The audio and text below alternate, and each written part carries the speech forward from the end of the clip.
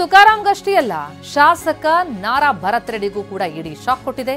ಪ್ರಶ್ನೆಗಳ ಸುರಿಮಳೆಗೈತಾ ಇದೆ. ಅರ್ಧ ಗಂಟೆಯಿಂದ ಭರತ್ ರೆಡ್ಡಿ ವಿಚಾರಣೆ. ಭರತ್ ನಿವಾಸದ ಮೇಲ್ಮಹಡಿಯಲ್ಲಿ ಕೂರಿಸಿಕೊಂಡು ಇಡಿ ಪ್ರಶ್ನೆಗಳನ್ನು ಸುರಿಮಳೆಗೈತಾ ಇದೆ.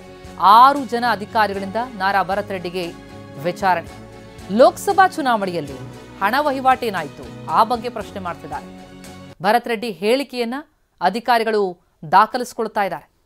6 ಜನ ಅಧಿಕಾರಿಗಳು ದಾಳಿ ನಡೆಸಿದ್ದಾರೆ ನಾರಾ ಭರತ್ ರೆಡ್ಡಿ ಅವರ ನಿವಾಸದಲ್ಲಿ. ಗಮನಿಸ್ತಾ ಇದ್ದೀವಿ, ಅವರನ್ನ ನಿವಾಸದಲ್ಲಿದ್ದಾರೆ. ಶೋಧ ಕಾರ್ಯದ ಜೊತೆಗೆ ಅವರ ವಿಚಾರಣೆ ಕೂಡ ನಡೀತಾ ಇದೆ. ಭರತ್ ನಿವಾಸದ ಮೇಲ್ಮಹಡಿಗೆ ಅವರು ತೆರಳಿದ್ದಂತಹ ಗಮನಿಸ್ತಾ ಇದ್ದೀವಿ.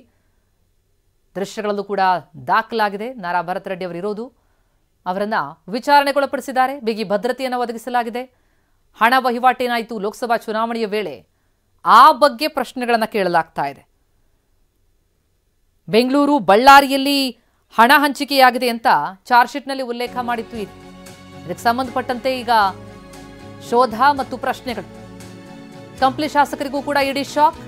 ಕಂಪ್ಲಿ ಶಾಸಕ ಜೆಎನ್ ಗಣೇಶ್ ನಿವಾಸದಲ್ಲಿ 10ಕ್ಕೂ ಹೆಚ್ಚು ಇಡಿ ಅಧಿಕಾರಿಗಳಿಂದ ತೀವ್ರ ಶೋಧ ಕಾರ್ಯ. ಶಾಸಕ ಗಣೇಶ್ ಅವರಿಗೆ ಸೇರಿದಂತಹ ಮನೆಯಷ್ಟೇ ಅಲ್ಲ, ಕಚೇರಿಯಲ್ಲೂ ಕೂಡ ಇಡಿ ಅಧಿಕಾರಿಗಳು ಶೋಧ ನಡೆಸಿದ್ದಾರೆ. ಕಂಪ್ಲಿ ಪಟ್ಟಣದ ಬೈಪಾಸ್ನಲ್ಲಿದೆ ಅವರ ಮನೆ, ಅಲ್ಲಿ ಇಡಿ ಶೋಧ ನಡೀತಾ ಇದೆ.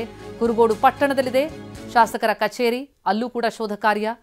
ಲೋಕಸಭಾ ಚುನಾವಣೆಯಲ್ಲಿ ಹಣ ಹಂಚಿಕೆ ಏನಾಯಿತು ಆ ಬಗ್ಗೆ ಇಡಿ ತನಿಖೆ ಮತ್ತು ಶೋಧ ಕಾರ್ಯವನ್ನು ನಡೆಸ್ತಾ ಇದ್ದು ಎಲ್ಲರಿಗೂ ಕೂಡ ಅದೇ ಪ್ರಶ್ನೆಗಳನ್ನು ಕೇಳ್ತಾ ಇದೆ. ಅವರಿಂದ ಉತ್ತರವನ್ನು ಪಡೆದು ಅಲ್ಲಿ ದಾಖಲಿಸ್ಕೊಳ್ತಾ ಇದ್ದಾರೆ.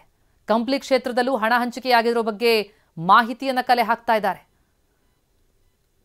ನಾಗೇಂದ್ರ ಸೂಚನೆಯಂತೆ ಸಂಪೂರ್ಣ ಹಣದ ವಹಿವಾಟು ನಡೆದಿದೆ ಅನ್ನೋದ್ರ ಬಗ್ಗೆ ಚಾರ್ಜ್ ಶೀಟ್ ಸಲ್ಲಿಕೆಯಾಯಿತು.